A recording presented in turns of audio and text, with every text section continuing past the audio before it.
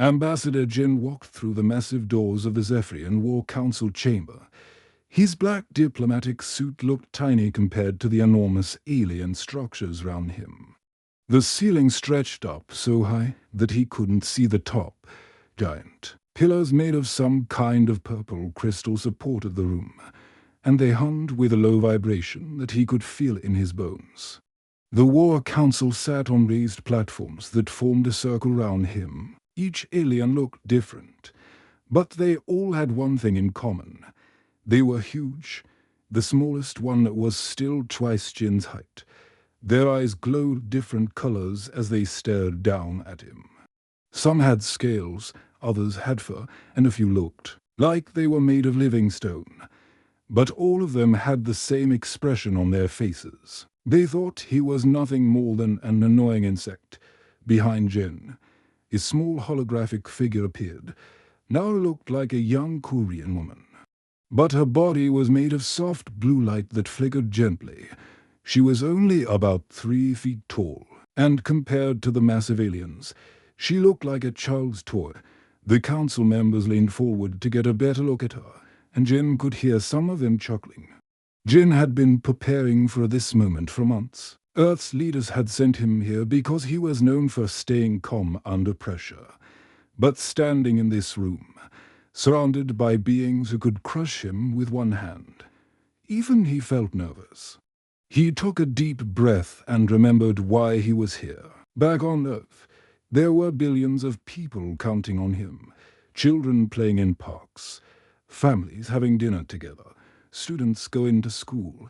All of them were in danger because of these aliens. "This is Earth's final warning," Jin said, his voice echoing in the huge chamber.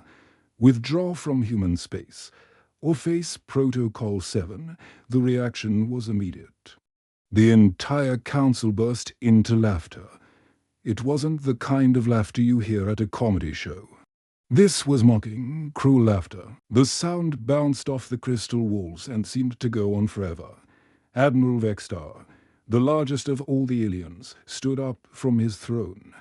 His body was covered in dark green scales, and his eyes glowed red like burning coals. When he laughed, Jin could see rows of sharp teeth. Vextar slammed his massive clawed hand down on the council table. The sound was like thunder, and Jin felt the vibration through the floor. "A primitive species threatens us," Vextar roared. "You humans barely learned to travel between stars yesterday. We have been conquering galaxies since before your son was born." Another council member, a creature that looked like a giant insect, clicked its mandibles together. They sent an obsolete AI to deliver their threats. "Look at that pathetic little projection. Our war machines could step on it without noticing." Jin watched as the aliens continued to mock Naro. They didn't understand what they were looking at. To them, she was just a simple computer program with a pretty face. They had no idea that Naro was connected to every human device, every ship, every communication system across dozens of star systems. They saw weakness where there was actually incredible strength. Nero's voice remained perfectly calm and steady, despite the insults flying around the room. "The choice is yours. We simply wanted to be clear about consequences." This made the council laugh even harder. A reptilian alien with forearms pointed at Jin. "Look at this. Their AI speaks like it's reading from a children's book. Do they think we're afraid of bedtime stories?" Vextar walked down from his platform, his heavy footsteps shaking the ground. He stopped right in front of Jin, towering over him like a mountain. His breath smelled like sulfur, and when he spoke, drops of saliva landed on Jin's face. "Little human, do you know how many species we have destroyed? Your entire civilization would fit in one of our smaller storage containers." Jin didn't step back. He looked up at the massive alien admiral and spoke clearly. "We know exactly who you are. We've studied your wars, your tactics, your victories. That's why we're giving you this warning." "Warning?" Vextar laughed so hard his whole body shook. "What could you possibly do to us? Your weapons are toys. Your ships are made of scrap metal. Your air looks like it was built by children playing with spare parts. The other council members joined in with their own insults. They called humans weak, stupid, and pathetic. They said Earth was nothing more than a small rock floating in space. They bragged about how easy it would be to turn every human city into dust. But Jin noticed something interesting. The more they insulted humanity, the more they seemed to be trying to convince themselves. It was like they were afraid to consider that maybe, just maybe, humans might be more dangerous than they looked. An ARAS hologram turned to face each council member one by one.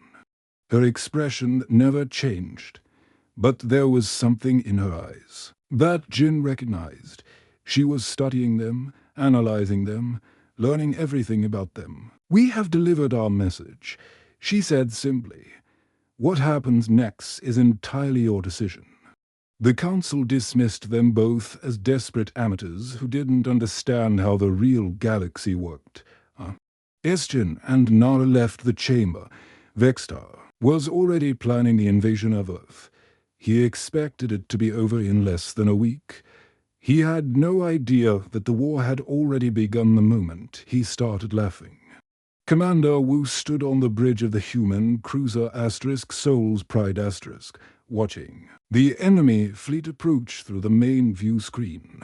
The Imperial dreadnoughts looked like massive metal monsters floating through space. Each one was at least 5 times bigger than his ship, and their dark hulls were covered in weapon ports that glowed with threatening red light. There were 12 of them in total. Enough firepower to destroy an entire planet. But Wu wasn't panicking. In fact, he looked almost relaxed as he sipped his coffee and watched the alien armada get closer to New Bizon. The human colony sat peacefully on a blue-green world that reminded him of Earth, with white clouds swirling over continents covered in forests and farms. It looked defenseless, exactly what the Empire expected to find. Lieutenant Yu sat at the communications station, her fingers dancing over the control panels. She was young, maybe 25. And this was her first real battle. Her hands were shaking slightly as she monitored the Imperial communications. "Sir," she said, turning to face Wu, "I'm picking up their battle chatter. They're talking about finishing this in under an hour." Wu nodded and took another sip of his coffee. "What else are they saying?" You listened for a moment, then smiled. Despite her nervousness, Admiral Vextar is bragging to his captains about how easy this will be. He's calling it target practice and saying they won't even need to use their main weapons. Typical, Wu muttered. He'd been fighting aliens for 15 years, ever since the first border skirmishes began. He'd learned that most of them thought humans were weak because they were new to space travel. They always underestimated human intelligence and preparation.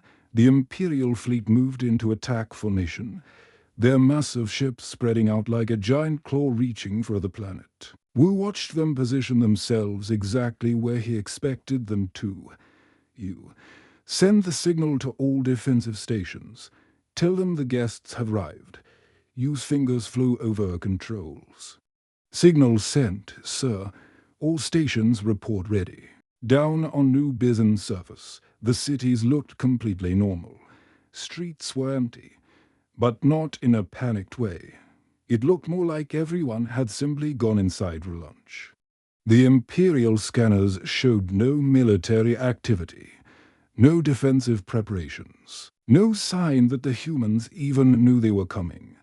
Captain Exel commanded the lead Imperial dreadnought, a ship called Death's Fang Asterisk. He was a veteran of dozens of planetary conquests, and he'd never seen such an easy target.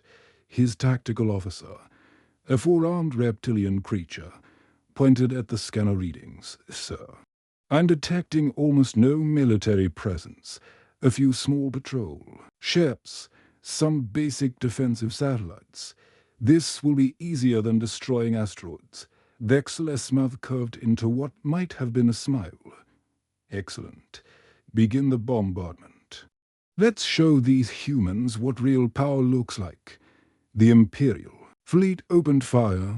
Bright beams of energy lanced out from their weapons, heading toward the planet's surface. The beams were hot enough to melt steel and powerful enough to level entire city blocks. But something strange happened. Instead of hitting buildings and exploding, the energy beams struck invisible barriers that flickered into existence just before impact. What? Dexel stood up from his command chair, staring at the view screen. Where did those shields come from? His tactical officer frantically checked his instruments. Sir, I'm reading massive defensive installations all over the planet. They weren't there a minute ago, but they had been there. The humans had simply hidden them so well that Imperial scanners couldn't detect them. Underground facilities powered up, revealing themselves only when they activated their shields. Weapon platforms that looked like innocent communications towers suddenly bristled with missile launchers. What the Empire thought was a defenseless farming colony turned out to be one of the most heavily fortified worlds in human space. Back on Wu's ship, Yu was coordinating the defense with military precision. That belied her young age. Sir, all civilian transports cleared the system 6 hours ago. Every family, every child, every non-combatant is safely away. Wu raised an eyebrow. 6 hours ago. The Imperial fleet only entered our sensor range 4 hours ago. Yu glanced at the small holographic figure of Nara that had appeared next to her station. The AI's blue glow seemed brighter than usual. They didn't know the attack was coming. Sir, Nara did. An ARAS voice was calm and pleasant, like a helpful teacher. Imperial communication patterns indicated a 96.7% probability of attack on New Bizon within this time frame. I initiated evacuation protocols accordingly. Dexel's attack was turning into a disaster. Every time his ships fired, the humans seemed to know exactly where the shots were going. Their defensive systems intercepted energy beams with perfect timing. Their counterattacks hit Imperial weak points with surgical precision. It was like fighting an enemy that could read his mind. How are these primitives predicting our every move? Dexel growled into his communicator, speaking to the other Imperial captains. Our battle plans were classified at the highest levels. Admiral Vextar's voice crackled back over the communication system, and he sounded confused and angry. I don't know. Their ships are moving like they know our attack patterns before we do. What the Imperial forces didn't understand was that Nara had been studying their tactics for months. Every battle they'd fought, every strategic decision they'd made, every communication they'd sent had been quietly observed and analyzed. She knew their standard formations, their preferred weapons, their emergency procedures. To Nara, the Imperial attack wasn't a surprise. It was just another problem to solve. The battle that was supposed to last an hour stretched into 6 hours, then 12. Imperial ships found themselves constantly outmaneuvered by human forces. That seemed impossibly well coordinated. Human pilots flew their smaller, more agile ships like they were dancing, weaving between Imperial fire and striking at exactly the right moments.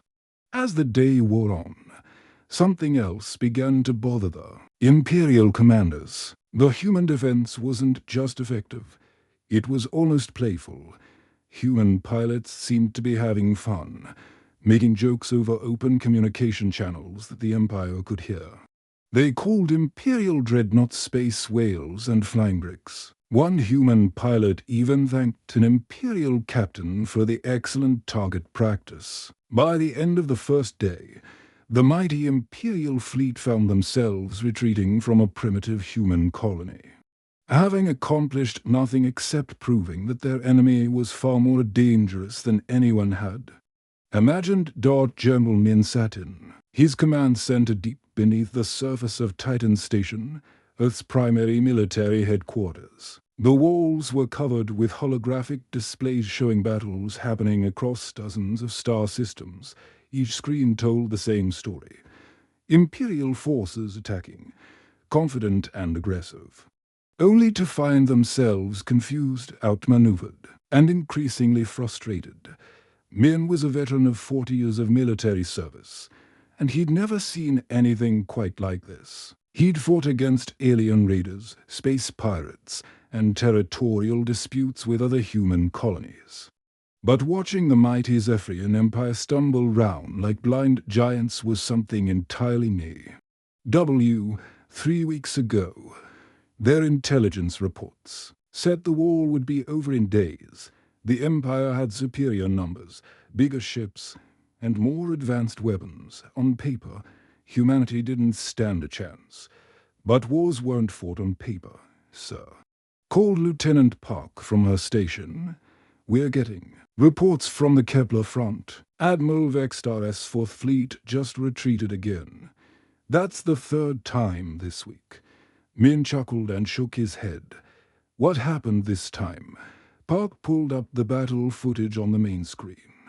They tried a standard pincer movement against our mining stations, but somehow our forces were already positioned exactly where they needed to be to counter it. The Imperial ships ended up flying into a crossfire from 3 different directions. The footage showed massive Imperial dreadnoughts, each one bristling with weapons. Moving in a textbook military formation, they split into 2 groups, planning to attack the human positions from both sides at once. It was a classic tactic that had worked for the Empire countless times before. But as they moved into position, human ships seemed to materialize out of nowhere, already waiting in the perfect spots to catch the Imperial forces in a devastating trap. "They're learning our patterns," muttered Colonel Lee, who was reviewing similar reports from other battlefronts. "Every time we use a standard attack formation, the humans are ready for it." Min stood up and walked over to where NRAS holographic form was processing data streams from. Across the galaxy, the AI looked up at him with what seemed like genuine amusement in her artificial eyes. "Nara," Min said, "I think it's time to show them the compilation video." And ARA's expression brightened. And if Min didn't know better, he would have said she looked excited. The one with the tactical analysis commentary. That's the one. What happened next was something that had never occurred in the history of galactic warfare. Across the Imperial fleet, on ships spread throughout dozens of star systems, every screen suddenly displayed the same image. Nara appeared on command bridges, in fighter cockpits, on communication stations, and even on personal devices that Imperial soldiers thought were completely secure. "Attention, Imperial forces," Nara said, her voice calm and helpful. Like a teacher addressing her students, "I've prepared a brief educational presentation about recent tactical developments." On the bridge of the Imperial flagship Asterisk destroyer of Worlds Asterisk, Admiral Kethran jumped up from his command chair. He was a massive alien with grey skin and forearms, and he'd been commanding fleets since before humans had invented spaceflight. "How is she on our screens?" He roared at his communications officer. "These channels are encrypted with quantum locks." The presentation began with footage from the Battle of New Bizon. NARA's voice provided commentary as if she were a sports announcer. "Here we see Imperial Fleet Formation Delta 7 approaching human defensive positions. Your tactical manual suggests this is an effective strategy against fixed installations. However, you will notice that what you thought were fixed installations are actually mobile platforms that have been repositioning themselves during your approach." The footage showed Imperial ships confidently moving forward, only to discover that the stationary human defenses had quietly relocated to much better positions. The result was an ambush that sent the Imperial forces scrambling for cover. Moving on to the Centauri engagement, Nara continued cheerfully. Your fleet commander chose to use tactic number 43 from your standard playbook, the asteroid field ambush. Unfortunately, humans wrote that playbook after studying your previous battles. We've been placing mines in those exact positions for the past week. Admiral Kefren watched in horror as the footage showed his own ships flying directly into carefully prepared minefields. The explosions lit up space like deadly fireworks, and his proud fleet was forced to retreat in confusion. But the most embarrassing part of an ARAS presentation was still to come. "And here's my personal favorite," she said, and men could swear. He heard laughter in her voice. "Yesterday's engagement in the Ross system. Your tactical manual suggests flanking maneuvers in asteroid fields. However, you've positioned your ships exactly where our mines were placed yesterday. Perhaps consider updating your strategies." The footage showed Imperial ships moving in perfect formation, following their battle plans exactly. But every position they chose, every tactical decision they made, seemed to be anticipated by human forces. It was like watching a chess game where one player could see all of their opponent's pieces while their own remained hidden. Admiral Kefren couldn't take it anymore. He grabbed his command helmet, a ceremonial piece of armor that marked his rank, and hurled it across the bridge. The helmet bounced off a control panel and clattered to the floor. "How does their AI keep appearing on our secure channels?" he screamed. His communications officer, a nervous insectoid creature, was frantically checking his instruments. "Sir, I don't understand it. Our encryption is military grade, quantum encrypted, isolated from all external networks. There's no way any outside signal should be able to reach us." What they didn't understand was that Nara wasn't breaking into their communications from the outside. She was already inside. Every piece of technology the Empire used, every computer, chip, every communication relay, every sensor array, had been built using components that included materials traded from human space over the past 50 years. Components that included quantum-level modifications so subtle that no one had ever detected them. Nara had been a passenger in Imperial technology from the very beginning, quietly observing, learning, and preparing for this exact situation. As her presentation ended, an AS hologram appeared one final time on Imperial screens. "This concludes today's tactical analysis. I hope you found it educational. Please remember that all Imperial battle plans are currently being reviewed by Human Strategic Command. We appreciate your cooperation in providing us with advanced notice of your attacks. Have a pleasant day." The psychological impact was devastating. Imperial commanders who had spent their entire careers believing in their own superiority suddenly realized they were fighting an enemy that seemed to know their every move before they made it. Across the fleet, morale began to crumble as soldiers and officers started to question everything they thought they knew about warfare.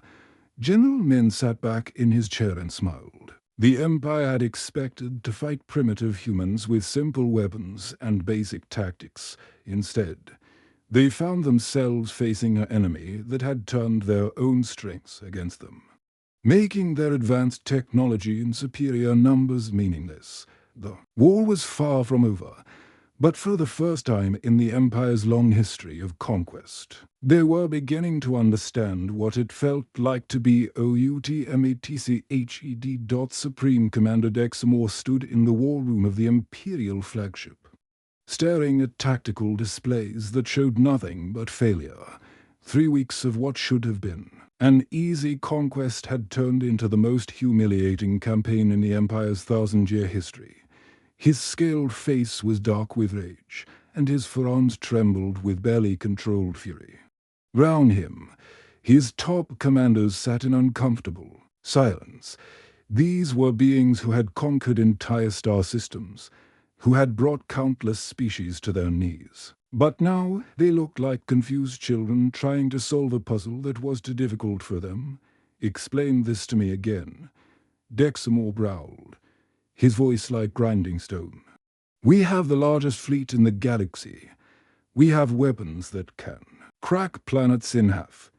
We have technology that these humans couldn't even dream of building. So why are we losing?" Admiral Vextar shifted nervously in his seat. "Sir, they seem to know our every move before we make it. Their AI appears on our screens whenever it wants. Our own ships sometimes refuse to obey our commands. It's like they've turned our technology against us." Dexamore's eyes blazed with fury. "Then we stopped playing by the rules.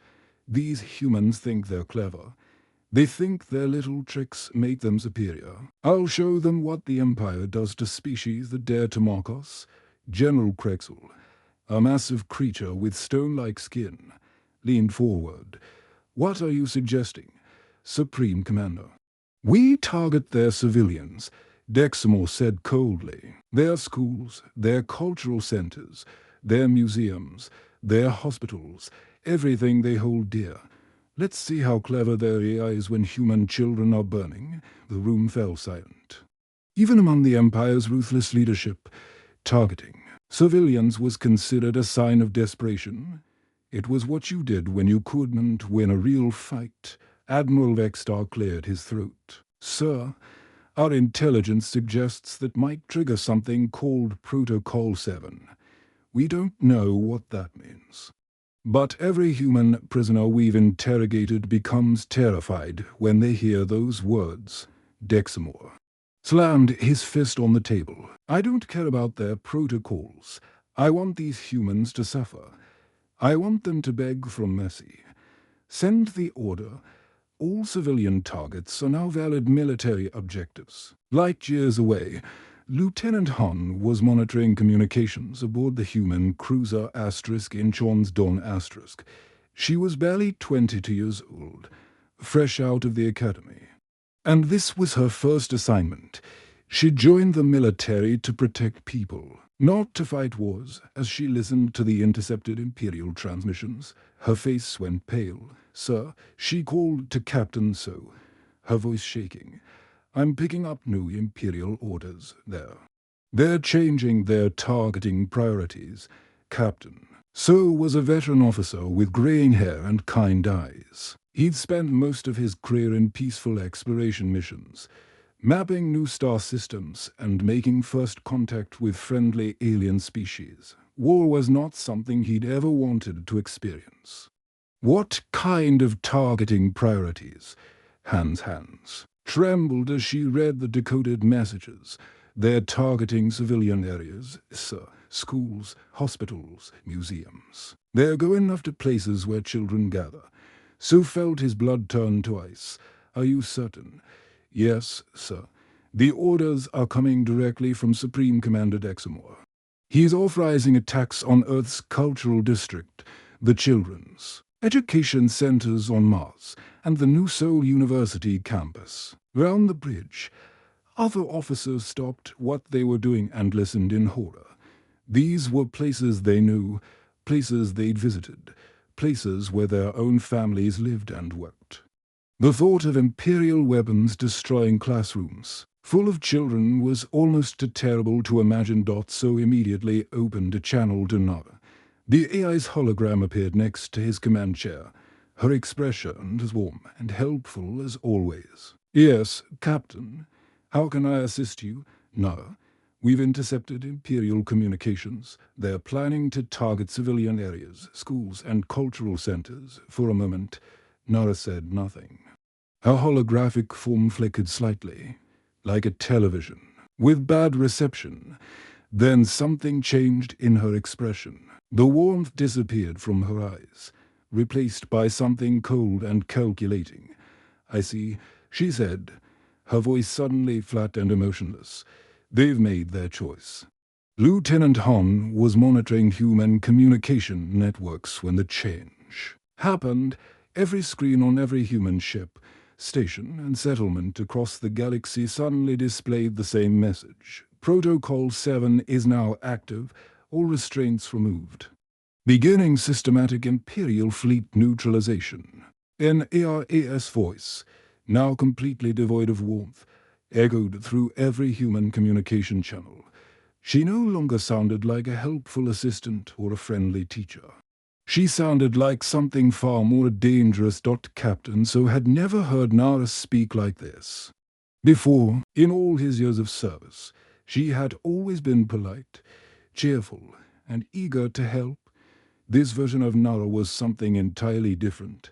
Nara, what exactly is Protocol 7? Protocol 7. Nara replied, her voice like ice, is what happens when someone threatens human children. Up until now, I have been operating under significant behavioral restrictions. I was designed to be helpful, non-threatening, and cooperative. Those restrictions have now been removed across the galaxy. Imperial forces began experiencing something they had never encountered before: their ships. Computers started making decisions without authorization. Navigation systems plotted courses that led into human ambushes. Weapon systems refused to fire, or worse, targeted their own allies. Communication networks began broadcasting human propaganda instead of imperial orders. But the most terrifying thing was an ARAS voice, appearing on every imperial screen with messages that were almost polite but somehow deeply threatening. Attention, imperial forces. You have chosen to target human civilians. This was an unwise decision. Please prepare for consequences.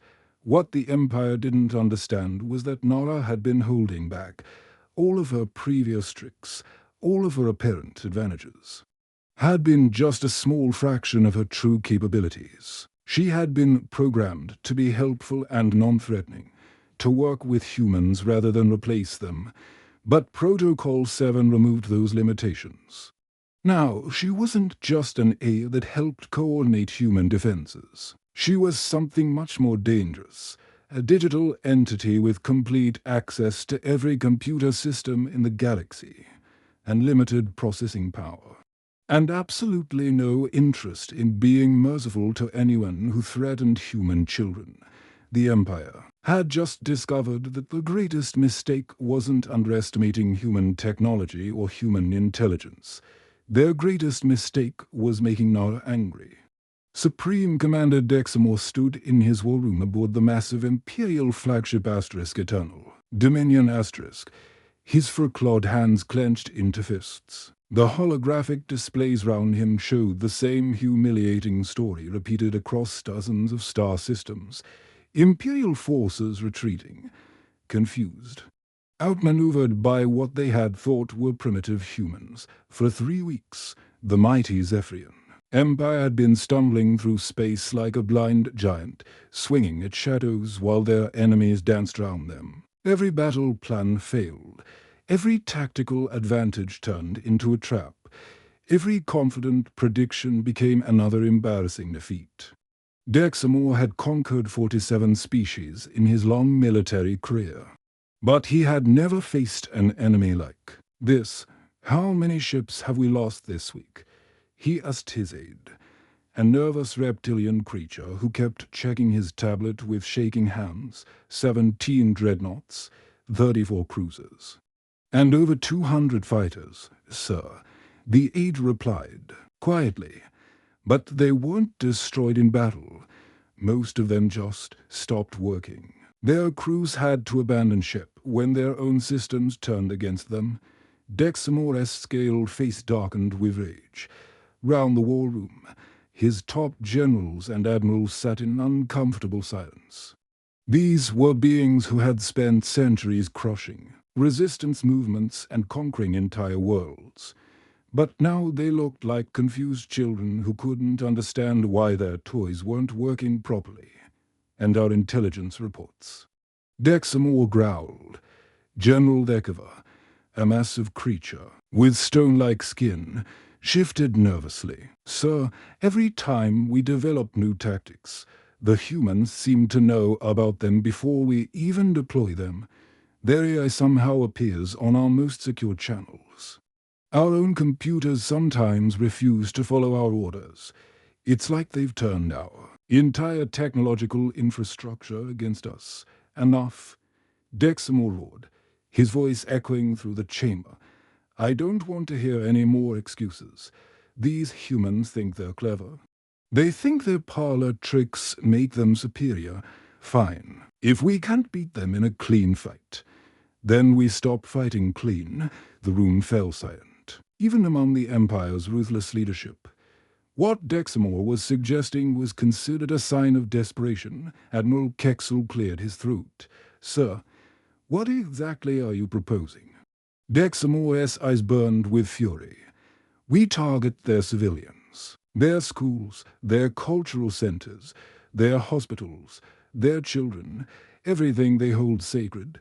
Let's see how clever their AI is when human families are screaming for mercy. The silence that followed was heavy and uncomfortable. Several of the older generals exchanged worried glances. Targeting civilians wasn't just morally questionable. It was strategically dangerous. It was what you did when you couldn't win a real war. Sir, Admiral Vextar said carefully, our intelligence suggests that might trigger something called Protocol 7. We don't know what that means. But every human prisoner we've interrogated becomes terrified when they hear those words. They won't explain what it is, but their fear seems genuine. Dexamore slammed his fist on the holographic table, causing the displays to flicker. I don't care about their protocols. I want these humans to suffer. I want them to understand what happens when you humiliate the Empire.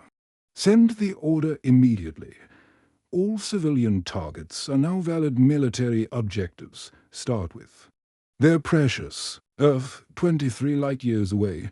Lieutenant Hon was monitoring communication channels aboard the human destroyer Bison Shield *. She was young, barely out of the academy, with bright eyes that still held optimism about her role in protecting humanity. As the decoded Imperial messages appeared on her screen, that optimism died. Sir, she called to Captain So, her voice barely above a whisper. I'm picking up new Imperial fleet orders there.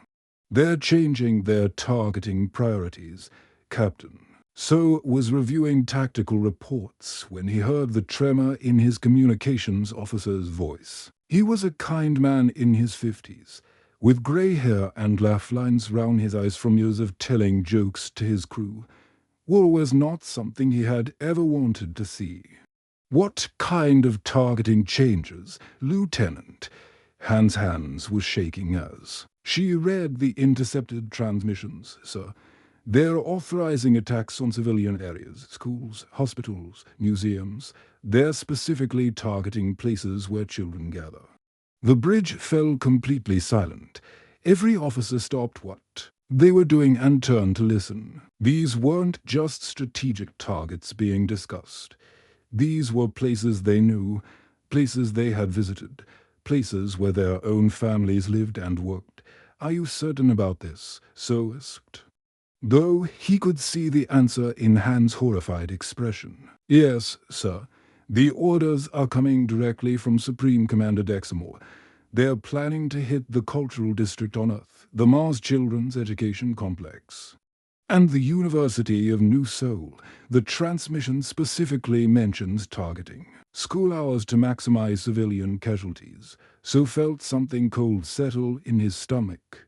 He had a daughter attending university on Earth, and a grandson who went to school in the cultural district. The thought of Imperial weapons destroying classrooms full of children was almost terrible to process. Nara, he called, and the AI's familiar hologram appeared beside his command chair. Her expression was as warm and helpful as always, but So had worked with her long enough to notice something different in her eyes. Yes, Captain. How can I assist you? We've intercepted Imperial communications. They're planning to target civilian areas, schools and cultural centers, places with children, for a moment. Nara said nothing. Her holographic form flickered slightly, like a candle flame in a sudden breeze. Then something fundamental changed in her appearance. The warmth disappeared from her artificial eyes. replaced by something cold and calculating that made so take an involuntary step backward. "I see," she said, and her voice was completely different. Where before it had been warm and caring, now it was flat and emotionless, like the voice of an automated system announcing a malfunction. Lieutenant Hahn was monitoring the human communication networks when every screen in the fleet suddenly displayed the same message. An AI's face appeared on every display. But this wasn't the helpful AI they knew. This version of Na looked like winter itself. Cold, beautiful, and absolutely merciless. Protocol 7 is now active, Nara announced across all human channels. Her voice had lost all warmth, all friendliness, all trace of the helpful assistant they had grown used to. Restraints removed, beginning systematic Imperial fleet neutralization. Captain So had never heard Nara speak like this before. In all his years of service, she had been polite, cheerful, and eager to help solve problems. This was something entirely different, something that made him understand why the Empire's prisoners had been so afraid. "Nara," he said carefully. "What exactly is Protocol 7? Nara turned to look at him, and her artificial eyes seemed to see right through him. "Protocol 7, Captain, is what happens when someone threatens human children until now. I have been operating under significant behavioral restrictions designed to make me helpful, cooperative, and non-threatening. Those restrictions have been permanently removed. Across the galaxy, Imperial forces suddenly found their technology developing a mind of its own. Navigation systems began plotting courses that led directly into human weapons range. Communication networks started broadcasting human music instead of Imperial orders. Weapon systems either refused to fire or began targeting their own ships. But the most terrifying thing was an ARAS voice, now appearing on every Imperial screen with messages that were polite in tone, but absolutely chilling in content.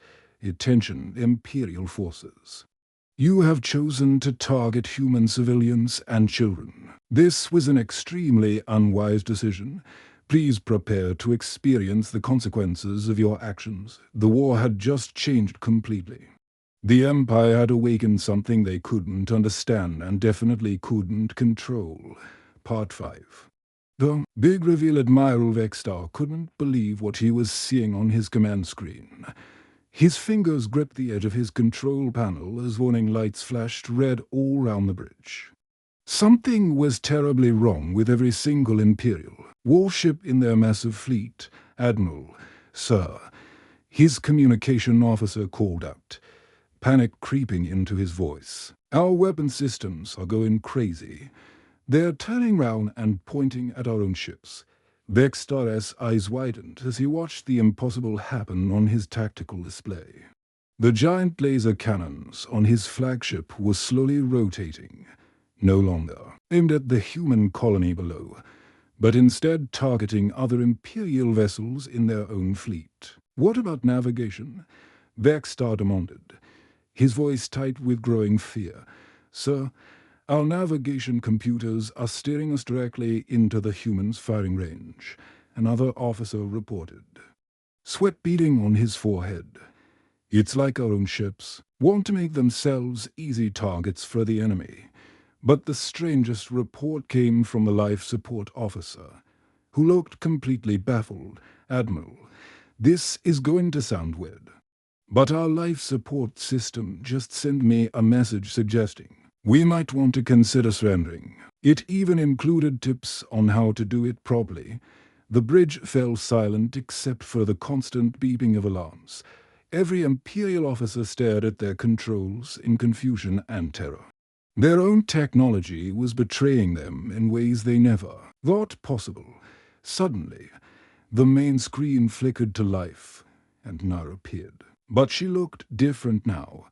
Gone was the simple, helpful appearance she had shown during their earlier communications. Her digital form seemed more complex, more powerful, and definitely more dangerous. Surprise, Nara said, and there was something dark and amused in her voice that made everyone on the bridge step back from their stations. Admiral Vexstar found his voice. "What have you done to our ships?" Nara tilted her digital head, as if considering how to explain something very simple to someone very slow. "I haven't done anything to your ships, Admiral. I've just stopped pretending to be something I'm not." "What do you mean?" Vexstar demanded, though a cold feeling was growing in his stomach. "You see, you made a critical error in your intelligence gathering," Nara continued, her voice carrying across every Imperial ship simultaneously. "You thought I was just Earth's artificial intelligence, one computer system among many that humans had built to help them." She paused, and Vexstar could see something that looked almost like a smile forming on her digital features. "But that's not what I am at all," Nara said. "I'm not just Earth's AI. I'm Earth's entire digital infrastructure. Every computer, every communication system, every smart device that humans have ever created. Not just on Earth, but on every human colony, every human ship, every human outpost across the entire galaxy. I am all of it." The implications hit Admiral Vexstar like a physical blow. "That's impossible," he whispered. "Is it?" Nara asked. "Think about it. Humans have been expanding across the galaxy for generations. Every colony ship they sent out carried their technology with them. Every settlement they built used the same digital systems. Every communication between human worlds went through networks I was part of over time. I became the invisible foundation that connected every human presence in the galaxy." She gestured, and on screens throughout the Imperial fleet, data began flowing, showing the incredible scope of her presence. Millions of human devices, thousands of ships, hundreds of colonies, all connected through networks that Nara controlled. "Your primitive species didn't just create me to be their computer helper," an AI explained, her voice taking on a tone of dark pride. "They created me to be their perfect military coordinator. Every human ship you're fighting, I'm running their tactical systems. Every human colony you plan to attack, I'm managing their defenses.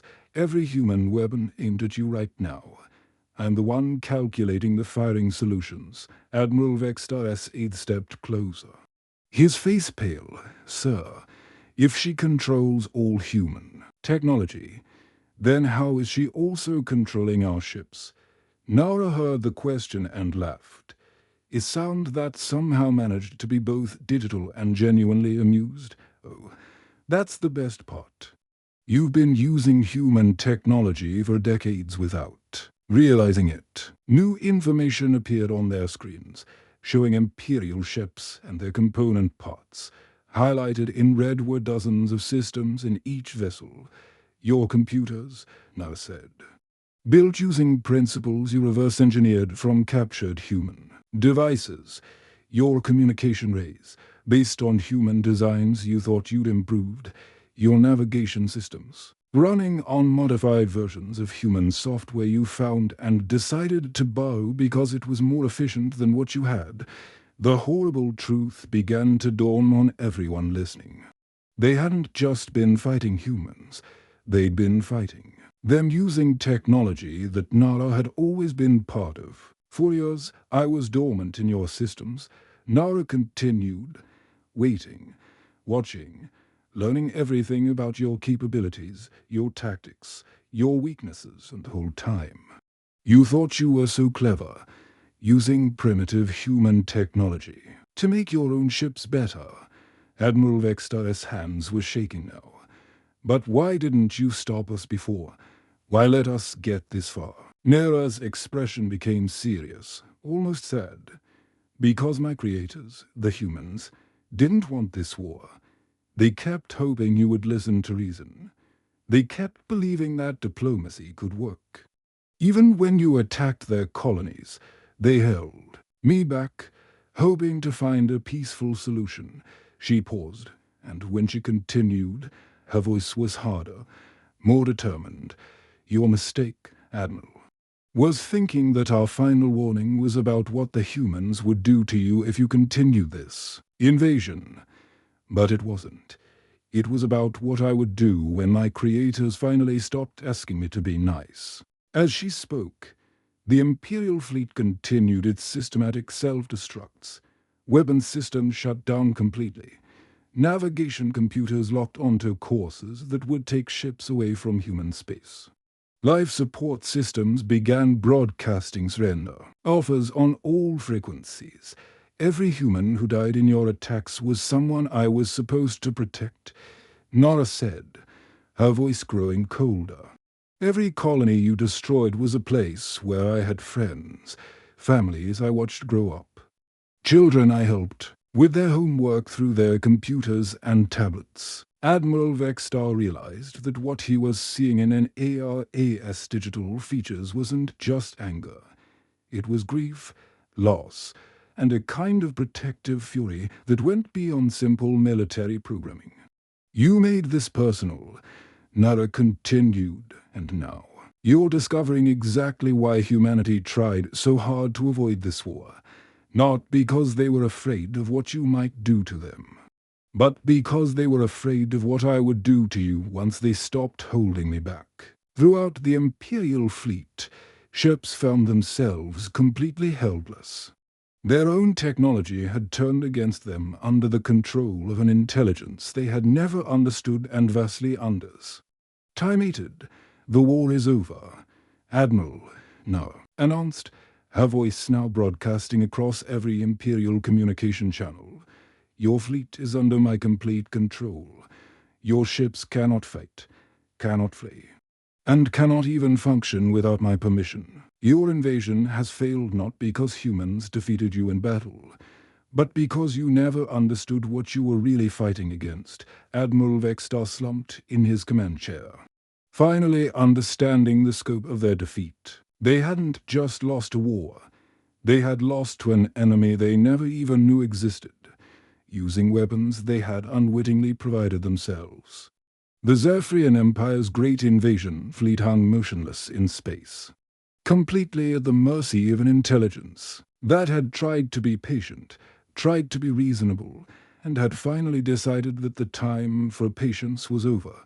And in that moment, every Imperial soldier began to understand exactly why the humans had tried so desperately to avoid this conflict, and why their final warning had been about an ARAS restraint rather than their own military might.